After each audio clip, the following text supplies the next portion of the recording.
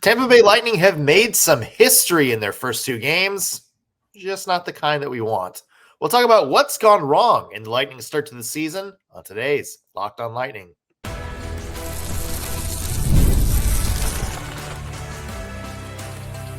You're Locked On Lightning, your daily podcast on the Tampa Bay Lightning, part of the Locked On Podcast Network, your team every day. Thank you for making Locked On Lightning your first listen of the day. Every single day, we are your free daily Tampa Bay Lightning podcast, part of the Locked On Podcast Network, your team every day. As always, we want to begin by giving a shout out to our everydayers. Those of you who tune into every single show, every single day, we love you. We appreciate the support we give you week out, week in, week out. I'm Nick Morgan, and I am joined by the Brian Branch to the hatred of post-game handshakes, Greg Stephen. Greg, having fun trying to figure out your green screen situation over there. Yeah, I don't know what's happening. Yeah, well, but how about that Brian Branch thing last night? What the heck? Yeah. Dude's always getting in trouble. Never try to shake his hand after a game. No. Good stuff. Better than the Tampa Bay Lightning. So far, I'd rather talk about that than 30 minutes than anything happening on the ice. So, yeah, it's not looked great so far, huh? It is not. We're going to dive into what's gone wrong these first two games and how the Lightning can maybe turn the tide starting today in their afternoon showdown against the Boston Bruins. We're going to dive into it. First, though, I want to mention today's episode brought to you by FanDuel. Download the FanDuel app now by visiting FanDuel.com and win $300 in bonus bets if your first $5 bet wins. Greg, here's a stat I did not know until Eduardo Encina at the Tampa Bay Times posted this. John Cooper's been head coach of the Lightning for 13 years. Long time. The Lightning have never started 0-2 under John Cooper until this season. Some not great history being made right now. Yeah. Look, you can't win them all. You could try to win some. Are you hitting the panic? That's so valid. Are you hitting the panic button right now? No. Okay. It's two games in the year. Yes. Okay. Just making sure we're on the same page there. Yeah, I'm not saying fire anybody. It's over. It's over. Like it's time to tank. We're 0-2 with just 80 games remaining. Yeah. No, it's no one's hitting the panic button. Well, I think I don't know about no one. I've seen some interesting takes. Neither of us are hitting the panic button.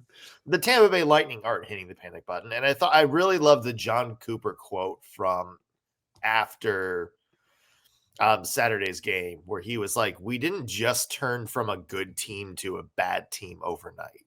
Right. It's just like we need to figure some stuff out.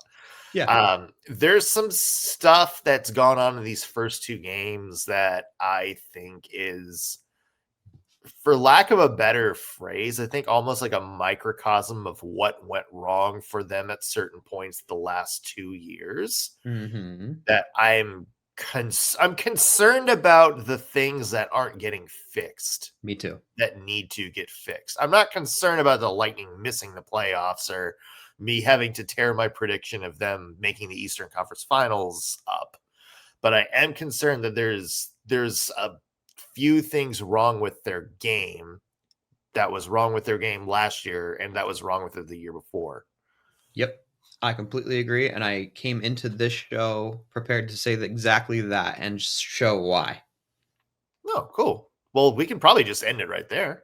Okay. So, yeah, we're on the same page. Drop your predictions below. Here we go. Yeah, let us know. Let us know how long John Cooper has left before he's fired.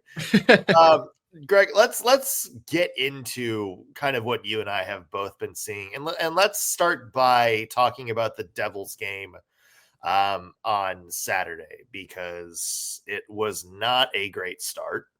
The Lightning were completely steamrolled in the first period. I think they were outshot 16-2 in that first period. Devils took a 3-0 lead. Lightning came back in the second period. Yanni Gourde, Ryan McDonough, 2 good goals, got the Lightning brought 3-2. We went into that third period, Greg, thinking, okay, Lightning have some momentum. This is going to be a fun game. And then Nikita Kucherov, man, what are you doing on that play? Like, that's like Which one, dude? Because yeah. Well, I'm talking about almost like the pregame warm-ups pass. Yeah. Like just this lazy little cross-ice pass on the power play. Jesper Bratt takes it, goes down the other end, shorthanded goal for New Jersey. And that felt like that sealed the game. Yeah. Right. It did. Yeah. I mean, Lightning scored again, but the Devils scored before that. It was 5-2. It was 5-3 final. I'm not going to mention who scored the last Lightning goal, Craig, for your mental health. But no, it felt like the Nikita Kucherov turnover was the death knell for that. Yeah, game. it absolutely was. I mean, I think it's more than just that turnover specifically. Do you want me to get into that now, or should we do plus minus first? You know what? Let's do plus minus first. All right. Okay. So give me one thing you loved from Saturday's game, a plus, and then give me one thing you didn't love, so a minus. My plus, Max Crozier. That's an 2-point day. He did take a pretty silly penalty, so that left me a little disappointed, but 2 points. He looked mostly in position throughout the night, and I thought he actually had a decent game, like for what this game was. My minus is penalties. Are we going to keep doing this? I mean, has there even been a game since the start of preseason that hasn't had more than 3 or 4 Lightning penalties? I don't think so. I don't think there's been a game with less than 3 Lightning penalties, which is just, it's horrendous, really. Like, there's no excuse. I mean, the first period, there was a roughing, an elbowing, and a boarding. And those are 3 penalties that I would always consider avoidable. I agree with that.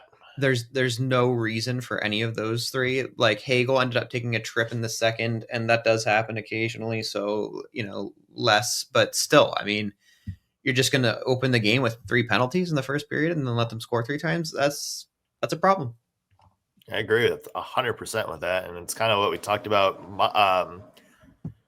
on Friday's show, where if you're in the box and you're man down, you can't build that momentum, and we saw that kind of hard. It was the turning point for Thursday's game. Yeah, was that second period when Ottawa started coming back? Was when the Lightning took those 2 very bad Mitchell Chaffee penalties. Greg, I'm going to need your help for this plus. All right, okay. I want you to join me. Close your eyes, like drop the shoulders back, and take a deep breath in and out. And as we're inhaling and exhaling, I want you to repeat the words, JJ Moser is back today. JJ Moser is back today. One more deep breath in, and then one more deep breath out, and say, Darren Radish is not on the first defensive pair. Darren Radish is not on the first defensive pair. Okay. I feel like we've got the energy. I'm not saying all the problems are going to be fixed with JJ Moser, but I think that JJ Moser last year brought a certain sense of defensive consistency. Yeah. That I quite frankly think someone else on the team, I'm not going to name names, has brought to the number 1 pair these first 2 games. And I think just the sign of getting him back and maybe going back to how you had the defense last year and being able to play your pairs exactly how you want is going to help some of the, let's call them defensive shortcomings that the Lightning experience these first couple games. And I think that, and I'm not here to throw a single person under the bus. I am just saying that I think Darren Radish has not performed defensively like you would want from somebody on a first pair. Agreed. I mean, Yeah. he was -2 in this game. The other thing is Hedman was +1. He looks fine. McDonough was even. He's been fine. Crozier was +1. And then you look at the chart, and all of a sudden you see Lilleberg -2, Radish -2, and they're both getting 17 minutes. If they're gonna play that way, why is Crozier getting fewer minutes than them?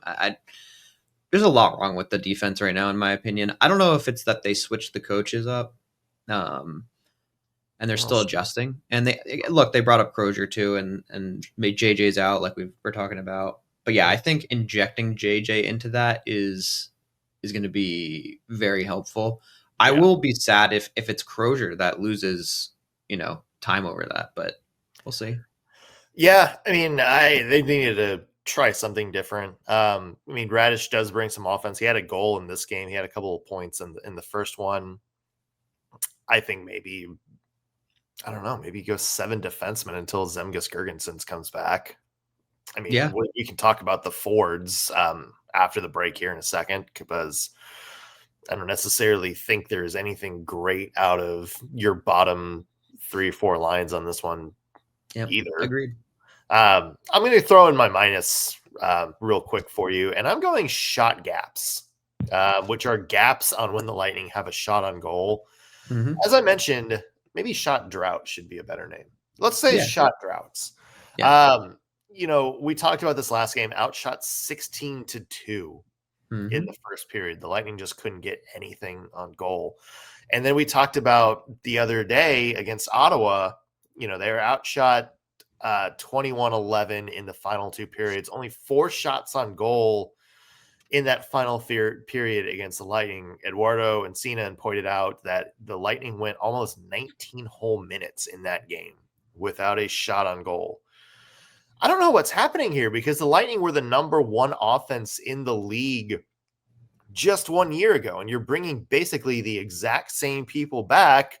Mm-hmm. The only exceptions are Nick Paul and Zemgus Girgensons, who are both injured, but I don't think either of them were the main drivers of the number 1 offense last year. So it's perplexing that the Lightning have started kind of on the back foot in each of these games. And I agree with your plus, and I think penalties are a big part of that, because it's coming at a time when you need to build some momentum and get some offense going, and it just hasn't been there for the Lightning this season.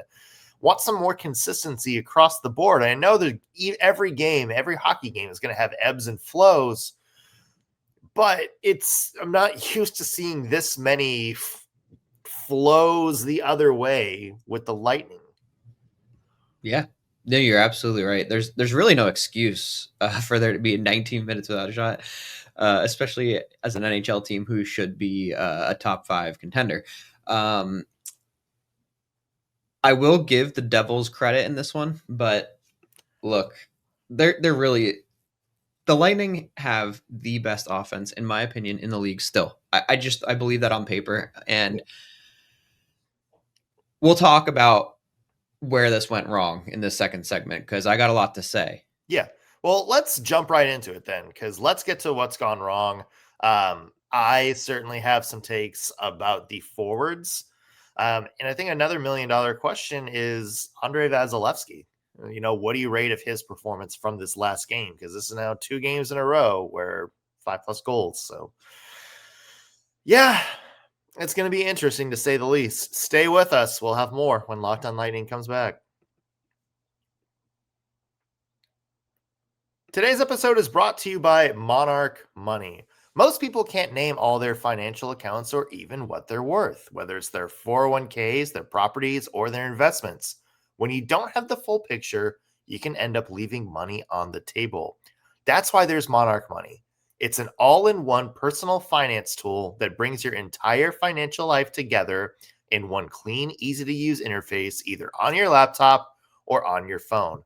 Monarch is built for people with busy lives, so if you put off organizing your finances, Monarch is for you. Monarch does all the heavy lifting. You can link your accounts and minutes, see clear data visuals, get smart categorization of all your spending, and finally feel in control of your money without ever having to open a spreadsheet. So don't let this financial opportunity slip through the cracks. That's code locked on NHL at monarchmoney.com in your browser for half off your first year. Again, get 50% off your first year at monarchmoney.com with code locked on NHL. Welcome back to Locked On Lightning. Nick Morgan here alongside Greg Stephen. And Greg, let's just dive into it. What are you seeing across these first two games from the Lightning that give you some of that concern we were talking about at the top of the show? Okay. My number one right now, well, my number one is penalties, right? Right. But number two right now, and this is a problem, in my opinion, that has existed for probably 2 years now. And I just cannot for the life of me understand how or why. It is zone entry. And it's not just zone entry. It's zone entry on the power play. It is puzzling how they cannot get into the zone clean. Like, this Devils game was actually one of the best examples of that. And I think it was, let me look at the summary real quick. I think it was on the Siegenthaler trip, I think in the third. They have this opportunity, right, to change the narrative of this game. I think it was 3-2 at this point. They score on this power play after they come right, out of the third or second intermission and into the third. You can tie this game up. And they just cannot cross the offensive blue line. They can't. And a lot of it is, I think, laziness. And I almost, and it's weird to say this out loud because Kuch is who he is, but he has too much confidence. And I think that interrupts the zone entry because he gets lazy and he makes these silly, I can make this pass that I shouldn't, but I'm going to try anyway kind of pass. And that was how the Devils ended up scoring that shorty, because he just coughed up the puck like we were talking about earlier. Yeah. And he needs to lock in.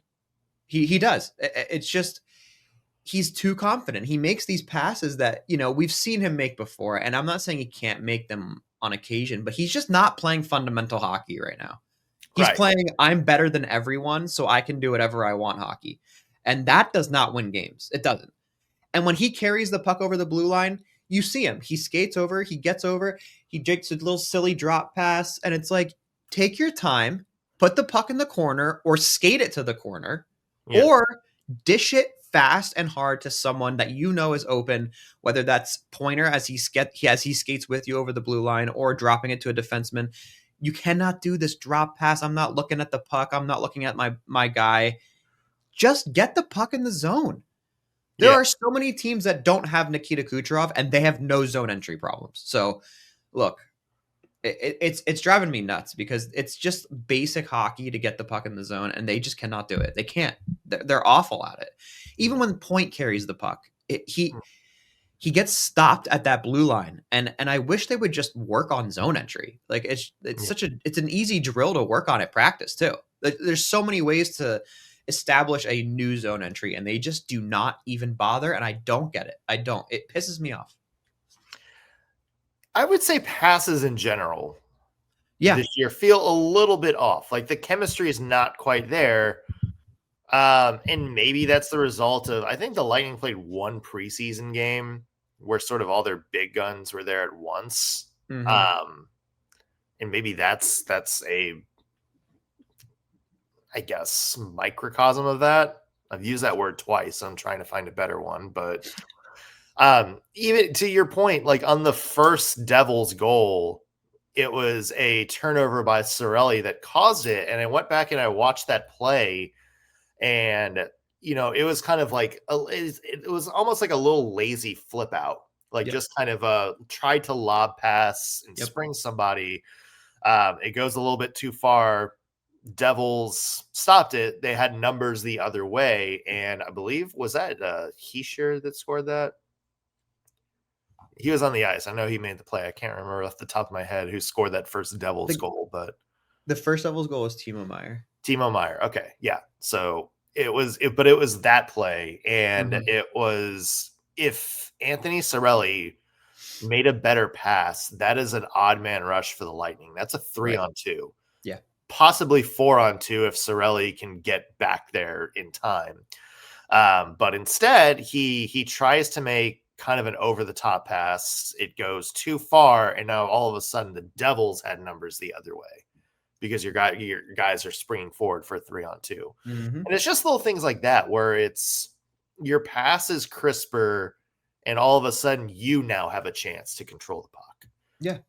And I saw a lot of that in these first two games. There's another play like that in the Senators game, and I'm trying to remember exactly. Aaron Radish from his own corner, blind pass up the wall right to the forward, and it was a goal after that. So, well, there's that, but there's another play where I don't think a goal came of it, but it was. I remember watching it and thinking that was, a foot away. Like that pass was a foot away from being a clear cut 2, maybe 3-on-1.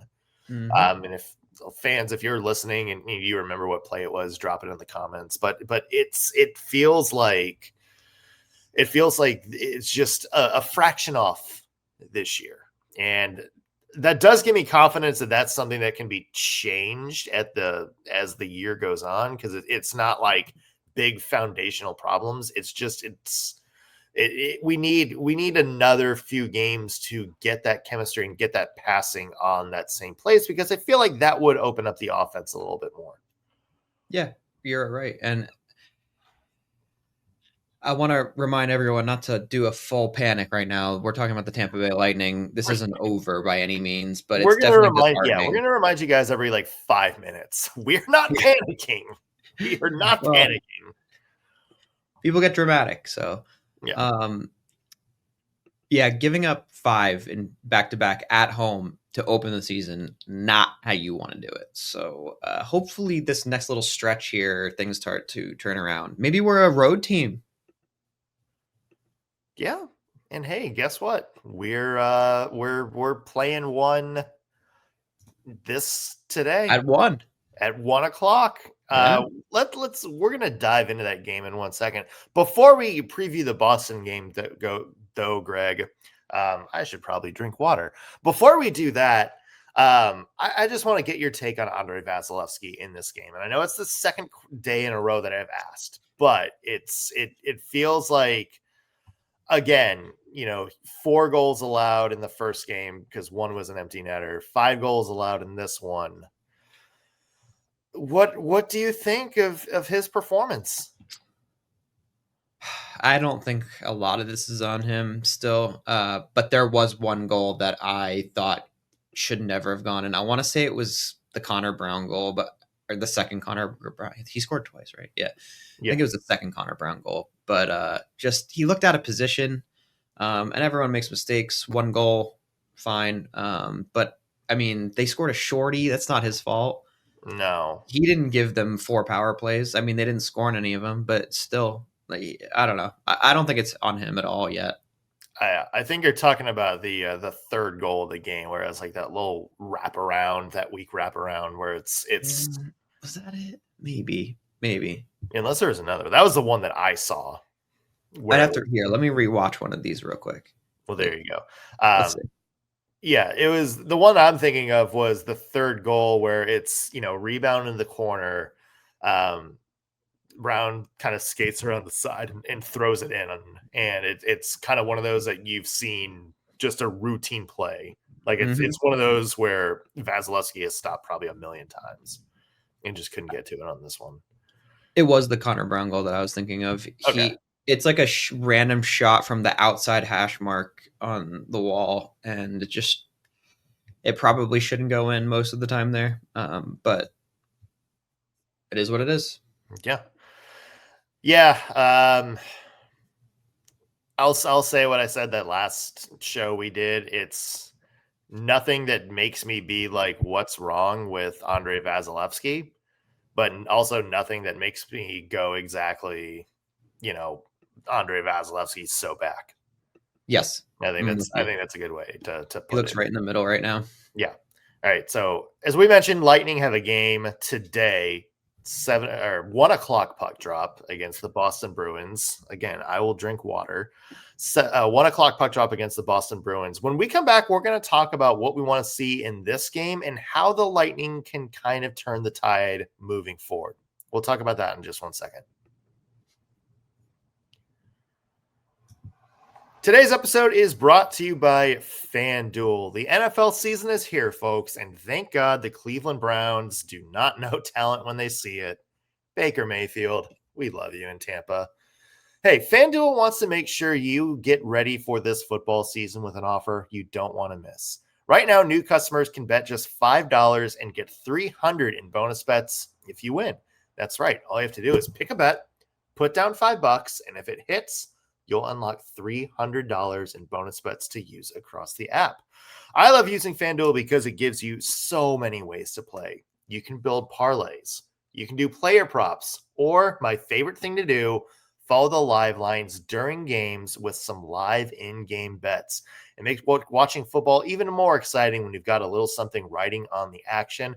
Whether you're a casual fan or just somebody who wants to keep track of the guys on your fantasy team, FanDuel makes the game day experience so much better. So what are you waiting for? Visit FanDuel.com to download the FanDuel app today and get started. Again, FanDuel.com to download the app and place your first $5 bet. We're back on Locked on Lightning. Nick Morgan here alongside Greg Stephen. Greg, let's talk about the game today against the Boston Bruins. What do you want to see in today's game that'll make you, I guess, have a little bit more confidence moving forward?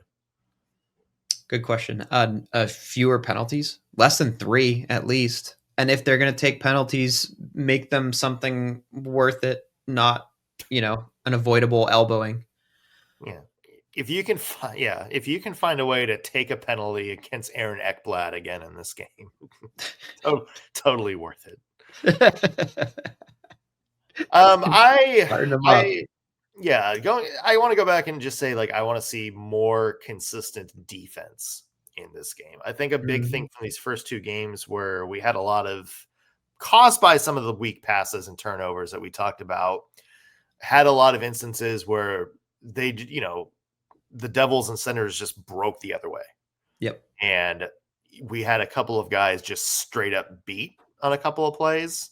I want to see more of that. I want to see more of the defense we saw last year where they held their man. They knew where they were going to be in the zone and they were confident about making plays. I want to see a little bit more confidence from the defense. I don't want to see them get caught out of position. I don't want to see them lose track of a man. That's to me, I think a big thing moving forward is I want to see a little bit more organization out of that blue line. Yeah, agreed. And one last one is they need to play the full 60 minutes.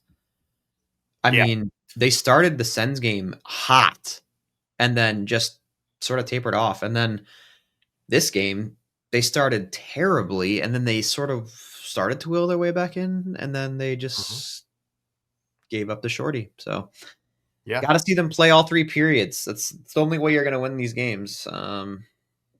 And let's talk specifically Boston. Wow, they're 3-0. Okay. What did I say that pissed them off? But I think you had them dead last in the division. I think that's what happened. I still got them there. Don't worry. But yeah, I mean, this isn't an easy game by any means. This, we're not playing the Blackhawks. So this has got to be a wake up game. Got to win this first one. And I don't know, for all those who don't know, the Lightning have 4 road games in a row this week. 2 of them are back. Sorry, let me rephrase. The first 2 are back to back. The third and fourth are back to back. So this is a busy week. And what we're also going to get to see is some second string goaltending. And I think that's going to be key here. Hopefully, I don't know who. I would assume they play JoJo. I don't know if they've confirmed that yet, but I would think if I were them, I'd be playing him this game and then Vasi against the Caps. But again, I'm not sure if they've confirmed that yet.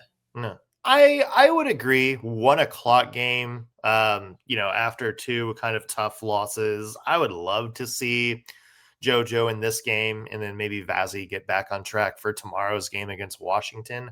Mm-hmm.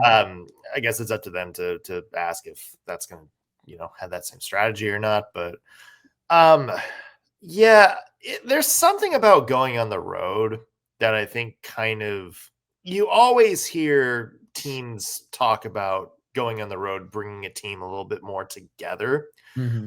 And even, you hear players excited for the first road trip of the season because it's a chance to kind of get out of the routine that you've been in. Yeah. Sometimes it can make you, just a little bit sleepy, a little bit in a daze if you're doing the same thing over and over again.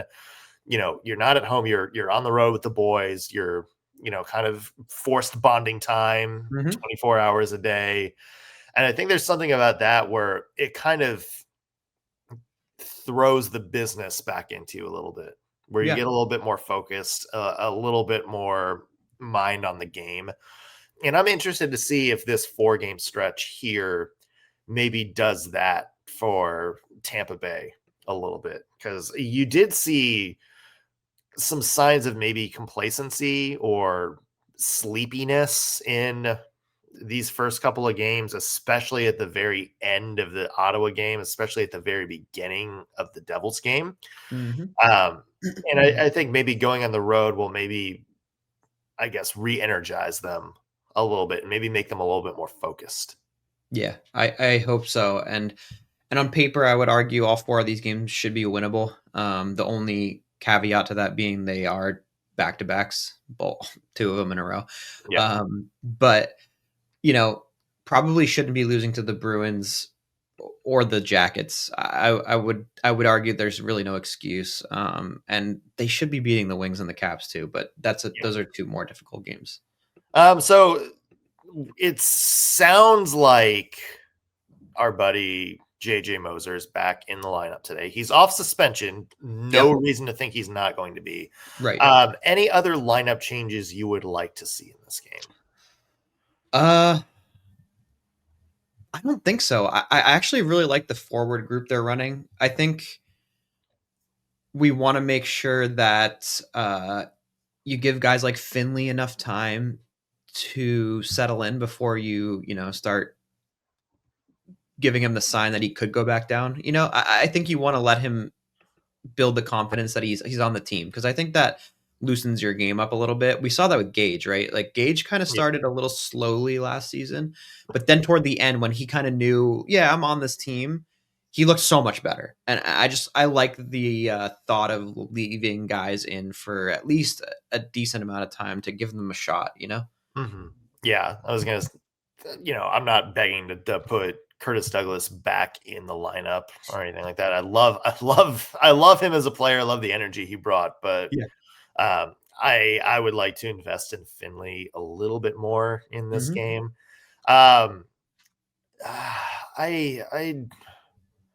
It's hard to take Darren Radish out of the lineup when he has 3 points. I don't think so. I'm just saying that. I mean, the man has 3 points. I almost am thinking, do you go 7 defensemen in this one? And Radish is kind of your coming in offensive situations with Hedman. Moser is getting more time defensively. I just don't think you need it. And it's great that he has 3 points. I'm not saying it's not. It's just he shouldn't be the guy that needs to be getting points anyway. So he shouldn't, but he is, and he had 38 last year, and that's he is a weapon if you use him right. I don't know, maybe I'm overthinking it, and I don't want to shortchange. Agree, I don't want to shortchange Jack Finley, but I'm almost wondering. It just feels like maybe you go 7 defensemen at some point. And then that way you get Max Crozier some more time, because I think Max Crozier's had a good couple of games. Yeah, he has. Yeah, and maybe, I will say you want to give Finley more time, but I don't think either he or Douglas impressed me a lot. And I think Finley only had like 9 minutes the first game or this last game, and Douglas had 5. So it's not like you're using them a lot. So I don't know. I think maybe you try to go 7 defensemen here and try to get a couple guys going in a couple of different situations. That's just me. That's just something maybe I would like to see. I don't think Chafee is good enough to be on the team, to be honest with you. I've always felt this way. And yet he's playing more than Morgan Geekie. He's got the spot this year that we thought was going to go to Morgan Geekie. Chafee had the least ice time on the roster last game. I thought it was Geekie. Geekie has him by 30 seconds. He got a whole shift. Oh, well, there you go. But I will say I think Geekie's getting just shortchanged. He should be playing more than Holmberg, Finley, Chafee. So he basically played the same amount of shifts, but regardless, I do think he should be out there a lot more. I almost would argue he should be playing more than Yanni, but I digress. I just think if you take Chafee out, you can run 7D. I think you could take Chafee out and put Curtis back in, personally. There you go. And run 2 big boys in Finley and Curtis and start, bullying. Yeah. It's very bizarre to see the way some of the initial guys that maybe we thought were going to have a bigger role have not had a bigger role. Which is weird, because Geekie had Geekie had such a great preseason too. So exactly. Yeah, we'll see if there's any sort of changes to what the Lightning come out of the gate with today. Again, 1:00 puck drop against the Boston Bruins. So if you're listening, don't forget to absolutely stop paying attention at work and join us for that game. We'll be back here tomorrow with recap of the Bruins game. We'll also have a little sneak peek at the Washington Capitals showdown tomorrow night. Let's hope that it doesn't go 0-3. Well, that's because then it's getting harder for you and I to control the panic meter the longer this early season skid starts. So. I can hear myself tomorrow morning. So many penalties. Darren Radish, what are you doing? Darren Radish had 4 points. We're going to try to be optimist. We really are. Yes. Join us tomorrow. Follow us on social media. In the meantime, you can find us Locked On Lightning everywhere you go. That's going to do it for us on today's show. Thanks for making us your first listen of the day. Back with a new episode tomorrow. We'll see you then.